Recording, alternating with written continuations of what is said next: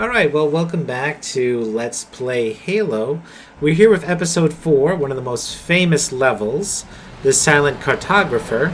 And as you know, I'm Covok, and this is Lady Mappy. Hello. So, I vaguely know what this one is. I'm not going to spoil it for anyone. Well, this is about breaking in and, arresting a guy who makes maps, obviously. Who doesn't talk. Yeah. Boy, that silent cartographer. Just the biggest jerk. So one thing that's funny, it's been so long since we recorded, I've actually had a chance to complete Halo Infinite, which has launched in the intervening time since we started doing this. And how was it? I enjoyed it. There were problems, but the reason I find that funny is that it was often brought up how this level was kind of a good blueprint for how you could do a live action, a open world Halo game. Because this level is very non-linear if you want it to be. I'm actually going to sequence break this level. Ooh. And what you could do is you could actually just turn around, ignore this beach sequence, go around the back, and still be completely fine if the game is set up. Because this entire island, it's a very small island, is one map. And as such, if you go around the back side of it, you'll get towards the points you have to be later on. It's actually just story points and key triggers keeping you from doing certain things. Honestly, that's pretty impressive for the original Xbox. Okay, You gotta teleport in there if you don't know if you saw that. Yep. That's how everyone gets into cars. Don't know what you're talking about. But yeah, no, having like a single level just in memory so you can go anywhere, that's actually pretty impressive for the Xbox. I don't know if the entire level is actually loaded. As we know, there's always tricks involved. I think we will probably see something saying loading as we move through, but there's nothing stopping you from going out of order. So for example, you're technically supposed to go into that structure, get to the bottom of it, like you see she's telling you to go in there because that's where the Silent Cartographer is, and then be told, oh no, the door is closed, you have to go all the way back around. So I do what I always do on this level, and I said fuck that. And I know that the door to unlock that is here, the key to, so I'm now going there first. So I was just imagining, like, in universe, Cortana's like, I go over here, and John Spartan is like, no, I can see the future, and I know I'm gonna need a key. Cortana, you may be a 12th level intelligence, but I got the big Spartan brain. I know where we need to go. I am a genius as long as what I need to be smart about is killing people. Or getting places so I can kill people. That also reminds me, I want to take a moment to say that I think I was wrong in assuming that Halo ever realizes that the UNSC are the bad guys.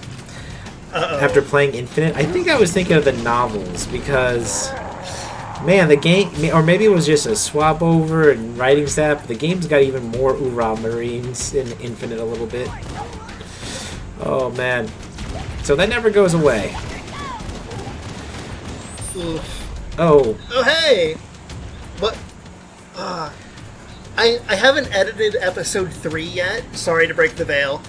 So I actually have lost track of how many deaths that was. I think that was 9? We're gonna have to do something for the final episode so that we can comment on how many deaths there were. Yes. So I think that was death 9. It might have been death 10. We're gonna say 9 because that just sounds better. Now, one thing I'll also, just to get death 9. So another thing I'll just sort of get back to about this game, I'm gonna actually take a moment to comment on the entire series because I have so many thoughts after playing Infinite. But one thing that is really depressing is that the Halo games, the mainline games, really never get out of this notion that the most important stuff in the universe happened 50,000 years ago. And boy, howdy, would I love a mainline game. I know Halo Wars 2 did this, which was just focused on, like, the modern day shit going on. Because I gotta say, I do think the Halo universe, post-Covenant Human War, is an interesting status quo, but they really don't touch on it at all in the games. Yeah, and, like, 50,000 years is a long time. Like, a really long time. Like, I think that might be older than the human migration out of Africa. Well, I think that's about right. I mean, it's before human civilization. So it's a long time for things to be relevant. And yes, I know that's because it's like, oh, we got ancient things and it was super important, but, like, come on. Eventually you have to start talking about new things. Now, like, say, a complete and utter reshaping of, like, galactic politics. now we kind of That might be important to bring up. we kind of like talked over what the absolute slaughter that just happened there. But as I mentioned back in the first video, because of the game registers this is a sniper rifle, we just absolutely decimate those hunters. And they're supposed to be hard, because if you play Halo 2, Halo 3, Halo Reach, all the other games, you have to fight hunters normally. And they're very strong, and they're very tough, and on higher difficulty settings, they can be a nightmare. But on Halo 1, as you saw, I juked them for 2 seconds and just decimated them. It would have been great if you had remembered how to do that in the previous level. Oh, right. I didn't have a pistol then, did I? Yeah, you didn't have a pistol. Yeah, to be fair, I did not have a pistol in that one. Because the other thing is the sniper rifle is slower firing, so while it might be like, well, wouldn't the sniper rifle be better? It's not a semi-automatic hand cannon. This is true.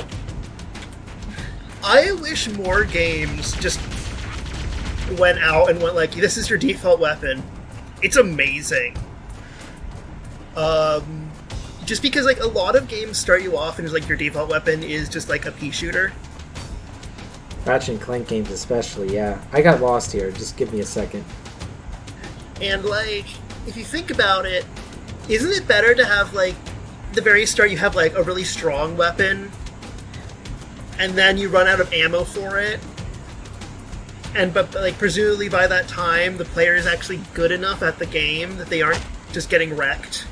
Oh, I'm going back for a health pack. That is a very sensible thing. A health pack and an overshield.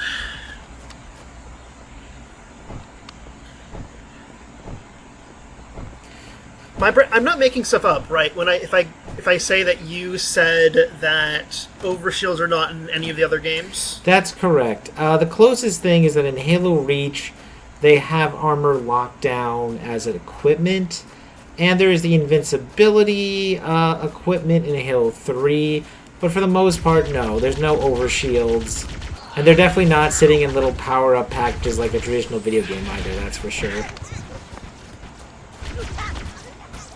That's disappointing.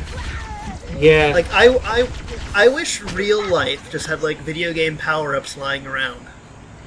You know what's funny? I also mentioned that the lore reason, I was rewatching, I think, the first video, and I mentioned that the lore reason that you can't reload the plasma rifles, just watch me decimate them now that I have this pistol. Just look at how quickly I'm going to kill this guy. Okay. Okay, well, you know... Very quick. Very quick. There we go. See? Alright, that was maybe the worst one I could have given as an example. I think it's because by saying that now, you jinxed yourself in the past.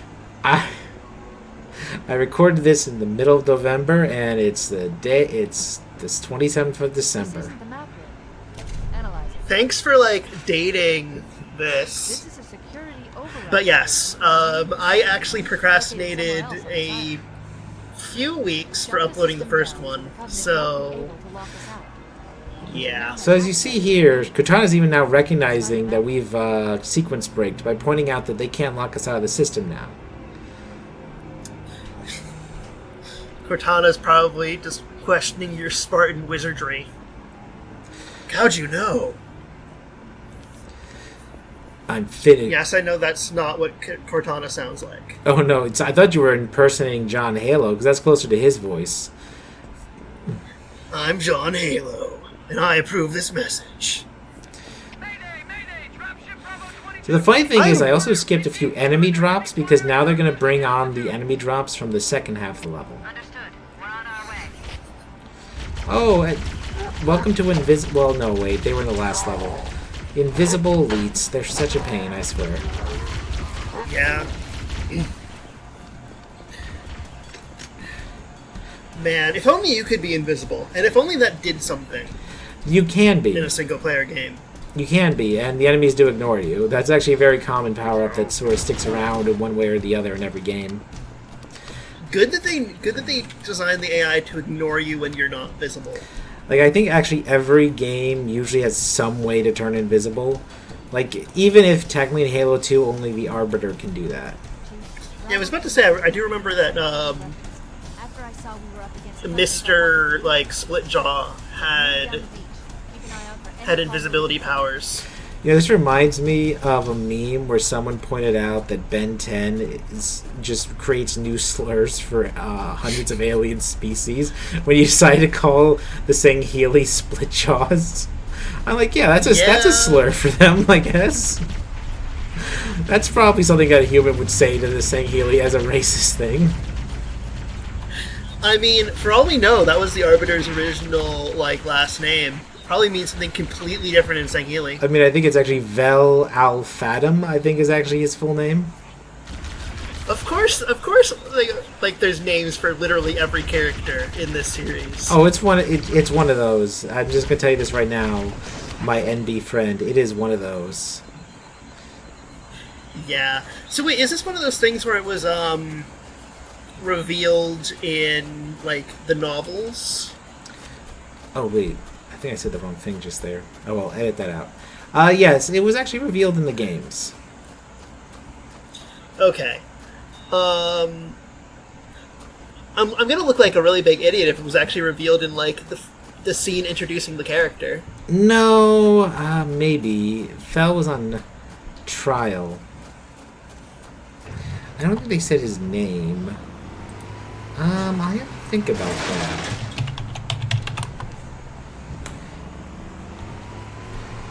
I don't know.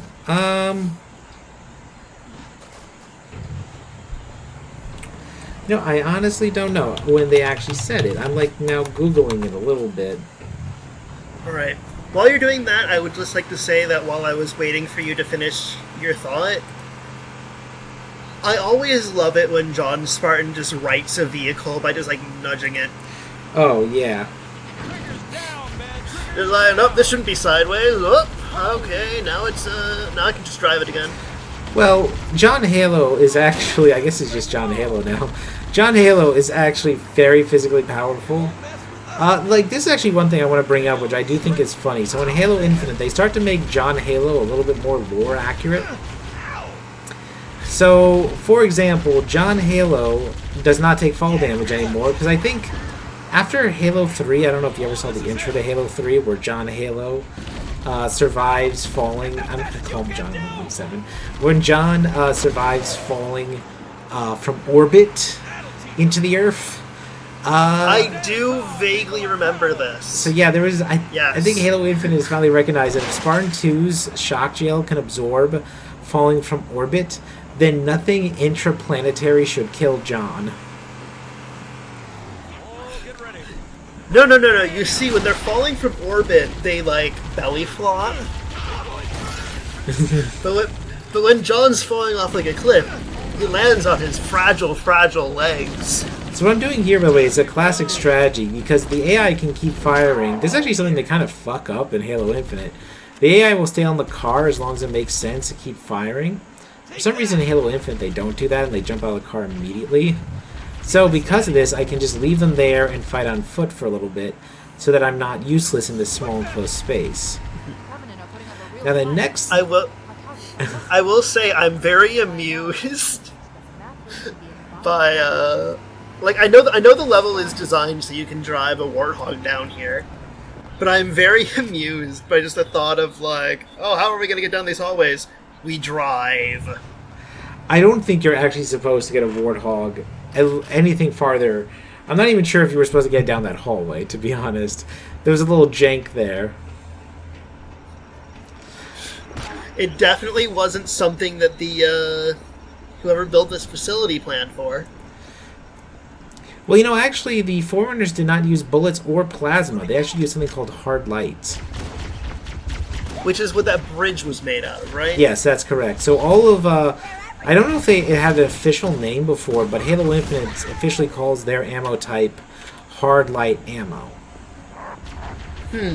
So they don't use plasma weaponry, which was actually always my thought. I always actually thought the Covenant were using Forerunner weapons, and that's where they got the plasma from. But no. Yeah, like I thought the Covenant's whole thing was they were just stealing their tech from the Forerunners. That's a little bit confusing, actually, because, you know, it's a good question, now that you say that, because technically the Covenant aliens are not allowed to update or alter the technology. Which is always a really, really sensible plan. Like this, the Prophets, whose alien name is escaping me right now, when they when the Sanshuim give you your tech, you're supposed to just keep it as in best condition as you can because it's a gift from your gods. Not the Sanshuim, the Forerunners. Yeah. Though the Sanshuim, and they just have humans over here going like, "Lol, we invent new technology all the time." It is funny that humans still use bullets because it's kind of a weird thing. So in the game, bullets are actually balanced. I think I've explained already, but just in case I didn't, that energy weapons pierce shields quicker and guns pierce flesh, and this is very prominent on the higher difficulty settings. But in lore, that's really actually not a thing. It's completely only there for gameplay. And bullets are objectively kind of worse than plasma technology, as one would kind of imagine. I don't know. I would actually imagine that, like, throwing physical objects at high speeds would be a pretty effective form of weaponry. Especially if, like, the shield is based off of, like, dispersing plasma. Well, like you throw something fast enough and it's going to get through that shield before it has time to do much dispersing. yeah, I guess so, but it's never been how Halo plays with it. I mean, I feel like you're referencing Dune on me right now. No, Dune's shields are entirely a matter of speed. Oh, you're right. Find that map. That's why swords work and not guns. Yes. Also, you can use lasers, but lasers cause a nuclear explosion on contact with shields, so they don't use lasers. That's still the dumbest thing to me. I'm just going to throw that out right there, right now. Look, Herbert just wanted a justification for people doing knife fights in space. He could have just said that lasers were ineffective against them.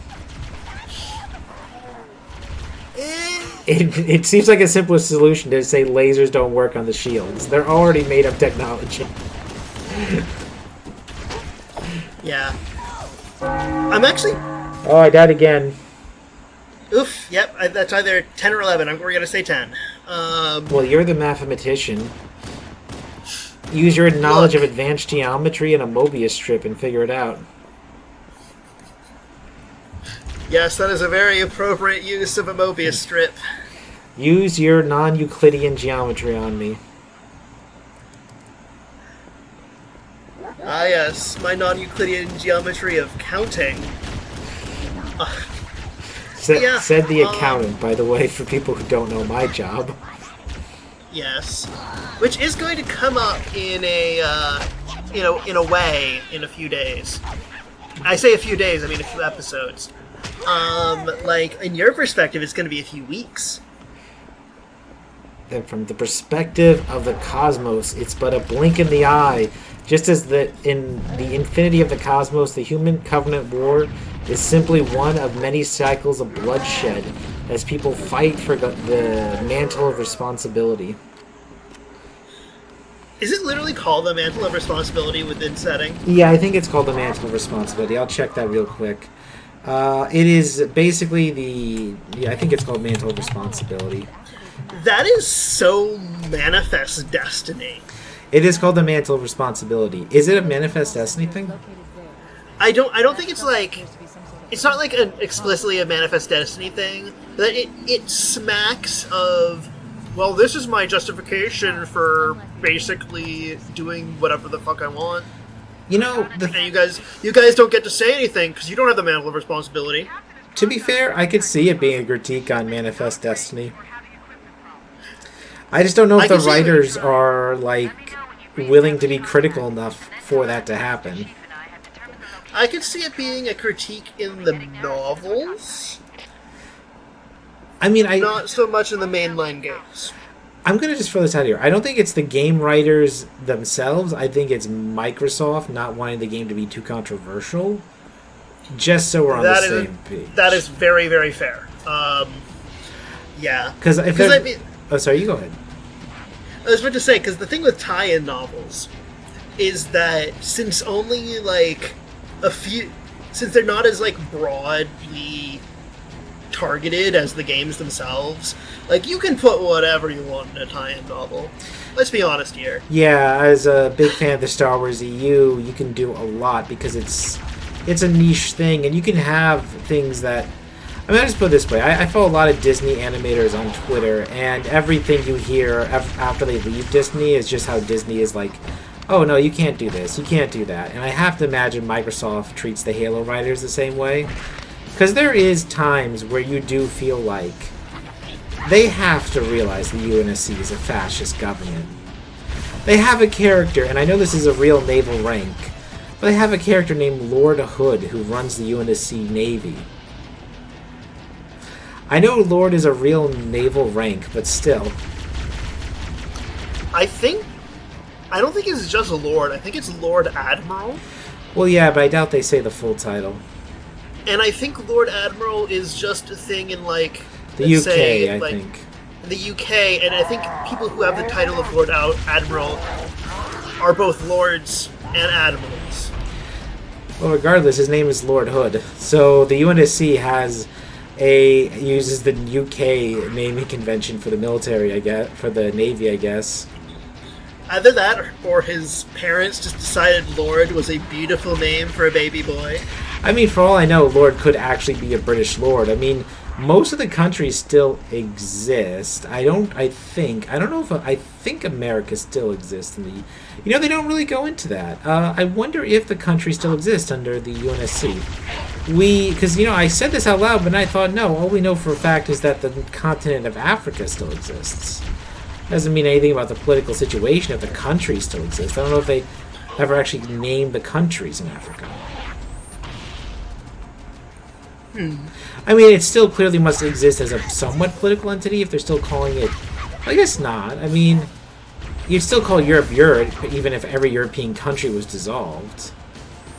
Yeah. Huh. Then again, if it was changed enough, they may rename the continent. I don't know. I'm not sure they would. Because, like, Europe has been called Europe for, I think, probably, like, 2 millennia now? Oh, really? That was even when it was Albion and Gaul, they were calling it Europe? So... If I remember correctly, I think it was the Greeks who basically went, like, the person, like, the founder, like, the mythical founder of, like, Europe was a woman named Europa. And I'm trying to think, like, if it was just we all called it Europe, or if that was a later invention. Like, some people, like, dug this back up and were like, oh, let's just call it Europe. Hard to say. Huzzah. Neither of us are historians. Neither of us are historians, which is a shame. If only that was something you could live off of. If only a lot of things were things you could live off of. Imagine how much happier I'd be if being a tabletop game designer was something I could live off of. Oh yes, like You know that thing where, oop, I should shut up, you are now having a car fight with a spaceship? Not much of a fight, as you can see. And then you drove off the edge as soon as I was going to hype it up. It's kind of As you like do. getting into a foot race with Sonic the Hedgehog. You're going to lose, and it's going to be extra embarrassing because you really came in underprepared. Yeah.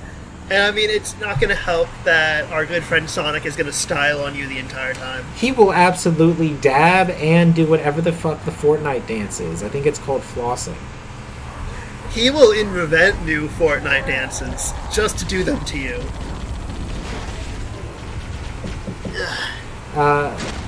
Yeah, so...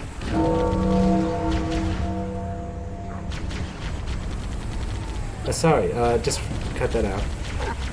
So yeah, anyway, let's see where we are. Can we actually... You're ignoring the spaceship? Yeah, because we're getting on the Pelican, and... there. Oh, I was just like, I thought the Pelican was still... Those are called ghosts, right? The big old, Oh, we're gonna do the exciting thing? Exciting scene? Yeah, because the thing, as she's saying, they will never expect an aerial assault from underground. That's one of those, like, crazy like a fox kind of things.